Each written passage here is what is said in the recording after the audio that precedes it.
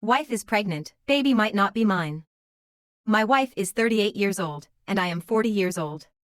She never wavered in her determination that we would never have children. Despite the fact that I desired them, I loved her more than the prospect of getting far away.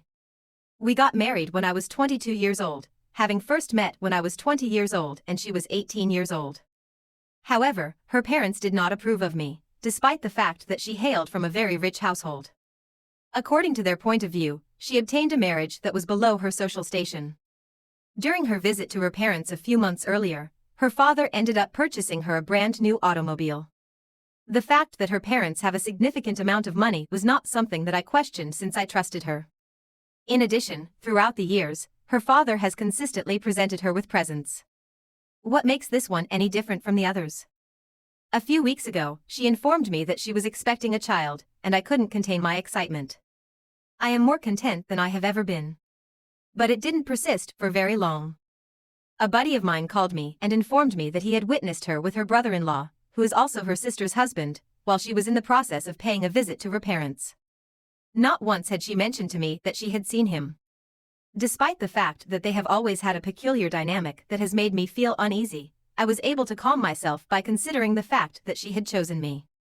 She had the opportunity to be with him, but she chose to be with me. When my friend showed me some images, it completely altered the situation. The photographs depicted a couple that were quite close to one another. The photograph depicted them looking at each other while holding hands. The interactional gestures of people who are already familiar with one another. I was hoping that she was giving me a glance that was saved for me, but she was looking at home. As he kissed her, he would put his hands in her hair. As it turns out, it is quite probable that he was the one who purchased the automobile for her.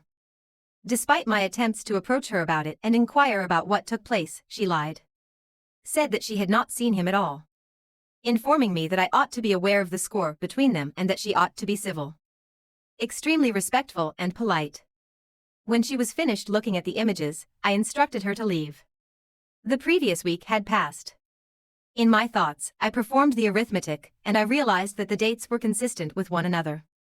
It is not out of the question that he may be the father of the innocent child. When I urged her to get a DNA test today, she erupted in response to my request. She was troubled by the idea of putting her child through a test. However, if I do not have one, I will never accept this child as my own. My marriage has been called into question as a result of this entire process. More than that, how truthful she has been throughout the entire process. Is it true that her father has been the source of the majority of the presents that she has gotten over the course of the years? Has she just opened her legs for each man who has purchased her anything that she finds appealing? Is it possible that I tied the knot with a prostitute? I have forwarded the photographs to her sister. Not for any self-respecting reason that she ought to be aware of the situation.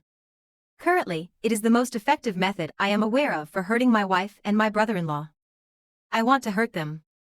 I believe that I will meet with a lawyer on Monday in order to initiate the divorce procedures and get the process started. I am sorry if this is a mess, and I thank you for taking the time to read it. The fact that I've had a lot to drink has contributed to my poor mental condition. I am in need of her authorization to do a DNA test, but she has made it very apparent that she will not grant it. The following stage is for me to get a divorce and lose half of my belongings. Infidelity is not as significant to the courts in the United Kingdom. Both dyslexia and a high blood alcohol level are to blame for any spelling and grammatical errors that may occur. It has been close to 10 days since I last chatted with my wife. Her voicemails and messages have been left for me, but I have not responded to any of them. She has sent me several texts. I made it quite plain to her that I will only talk to her when she has agreed to do a DNA test. I will not do so before. When I was spending Christmas with a good buddy, he offered me some guidance on what I should do with my life in the future. When I was in my early 20s, I used to row and box, and I intend to begin performing those activities once more. Also, I'm going to abstain from drinking alcohol for the foreseeable future. It does not aid in the improvement of my mental condition. I have a scheduled appointment with a therapist and a lawyer for the following week. In order to avoid getting fucked in the future months, I want to get myself psychologically, emotionally, and legally in order to prevent myself from getting fucked. I need to be aware of my choices and the repercussions of each one, regardless of whether or not I wind up getting a divorce. I have had a few conversations with my sister-in-law, and she has informed me that she is going to take a path that is comparable to mine and file for divorce in the new year. Due to the fact that she and my brother-in-law have a little kid, their lives are likely to become rather problematic. They have the potential to build a family that is completely messed up if it turns out that the baby is his. I am switching between wanting the baby and not wanting it. I will be able to become a father if it is mine, but my life will become extremely complex.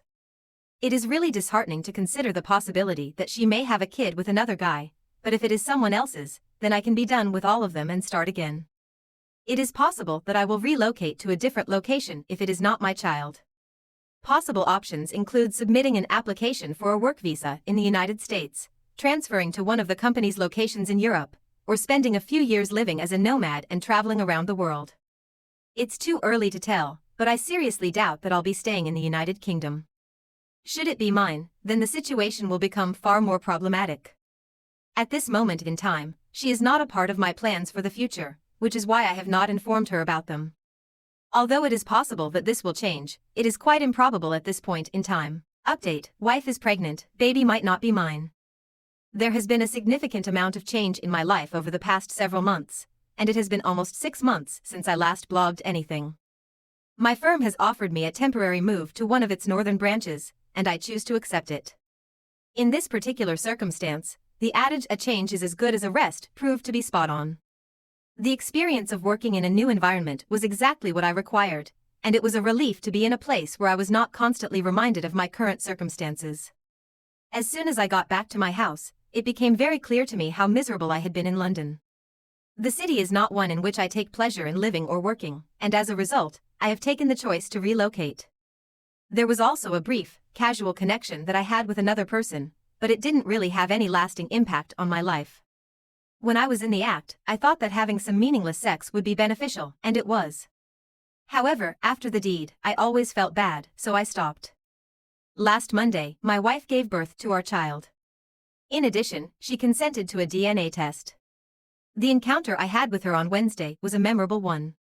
Because I haven't actually communicated with her in the last half a year, the encounter was a really unpleasant experience for me.